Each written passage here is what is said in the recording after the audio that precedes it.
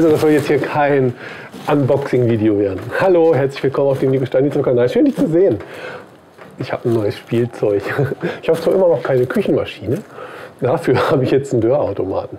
Ich zeige den gleich schon noch aus der Nähe, aber vorher, hier. Ich habe hier Knoblauch. Und zwar machen wir jetzt damit schwarzen Knoblauch. Und wenn der dann fertig ist in ca. 40 Tagen, dann habe ich hier schon schwarze Senfkörner. Und dann machen wir einen schwarzen, fermentierten Senf mit schwarzem Knoblauch. Das muss wohl lecker werden. Und vielleicht mache ich auch noch meine eigenen Bratwürste bis dahin. Um dir noch eine Alternative vorzustellen, einen Moment hier. Achtung, hier habe ich noch. Ich habe hier noch einen Reiskocher.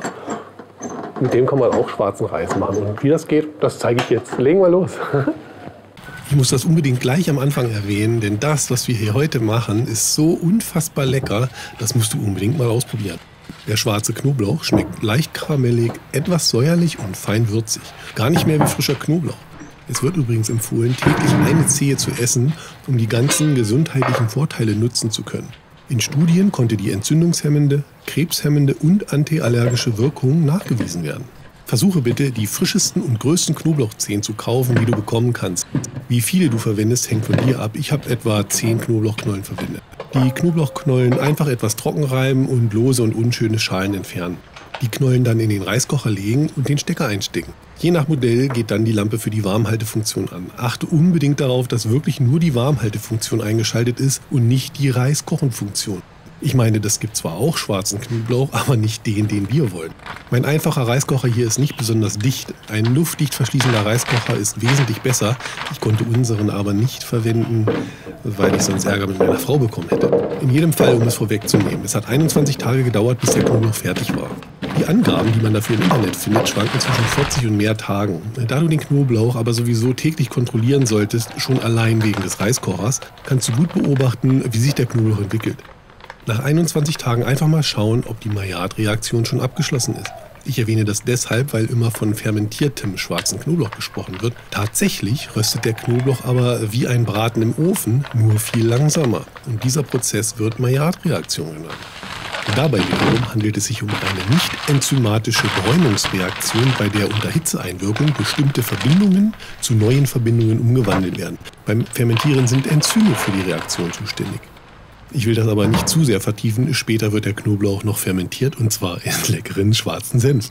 Für die Methode im Dörrautomat, und das will ich gleich vorwegnehmen, die ein wesentlich besseres Ergebnis erzielt, lege ich die Knollen in einen Gefrierbeutel und drücke mit der Wassertauchmethode so viel Luft wie möglich aus dem Beutel. Den Beutel dann auf ein Gitter im untersten Einschub legen und den Dörrautomat auf 60 Grad einstellen. Meiner hat einen Timer für 24 Stunden, weswegen ich die Uhr jeden Tag neu stellen muss. Das ist nicht so tragisch, denn da der Dörrautomat jetzt für 21 Tage läuft, ist es sinnvoll, ihn regelmäßig zu kontrollieren.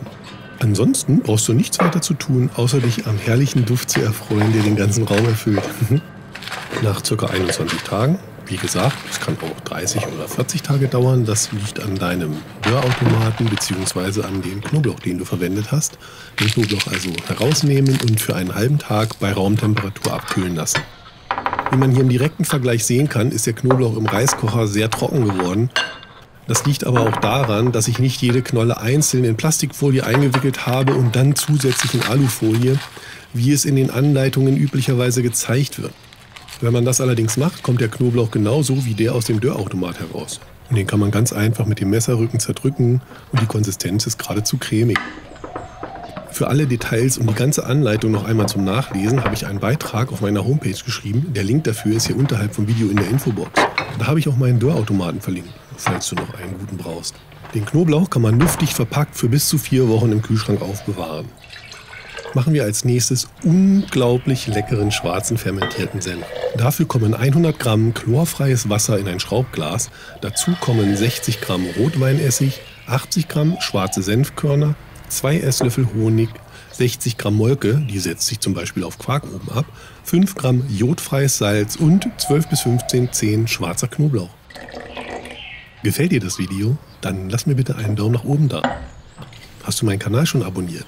Falls nicht, dann sei so lieb und abonniere den Kanal Nico Stanizow. Das hilft mir wirklich sehr. Dankeschön.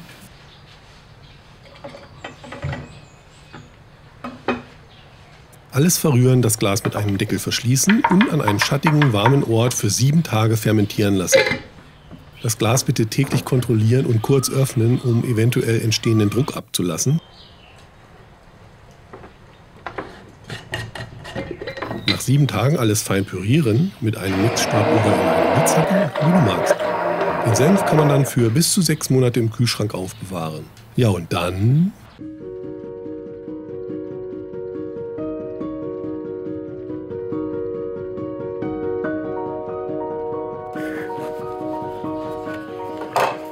Es hat gerade einen kleinen Brand auf dem Grill gegeben, deswegen sehen meine selber gemachten Thüringer Bratwürste jetzt ein bisschen so schwarz aus wie der selber gemachte schwarze Senf und der selber gemachte schwarze Knoblauch.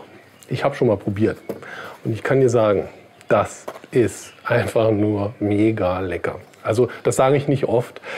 In dem Fall muss ich das wirklich sagen. Also kann man jetzt von den selber gemachten Nürnbergern, Thüringer Bratwürsten nicht behaupten, aber das hält mich jetzt nicht davon ab, die trotzdem mit diesem leckeren Senf zu essen. Der wird jetzt wahrscheinlich den schlechten Geschmack sowieso übertünchen und dann schmecken die einfach. Hier rein damit und hier den Senf her. Also ich kann wirklich nur empfehlen, ausprobieren. Der schmeckt so gut. Ich wiederhole mich, ne? Und ich sage das auch nicht wirklich nicht oft von den selber gemachten Sachen, jetzt so übertrieben hier. Das ist so mega lecker, aber das ist wirklich...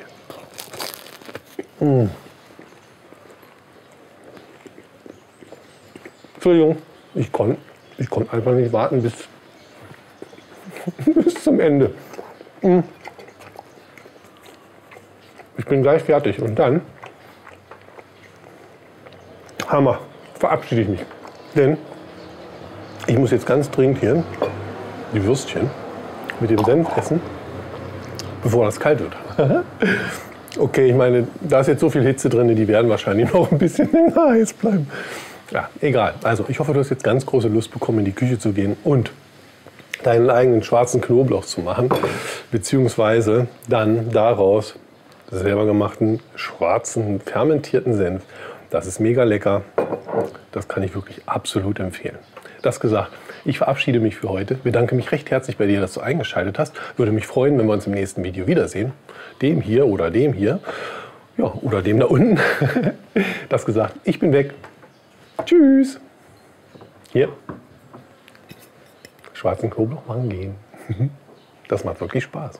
Und ist sehr interessant. Gesund ist es auch noch.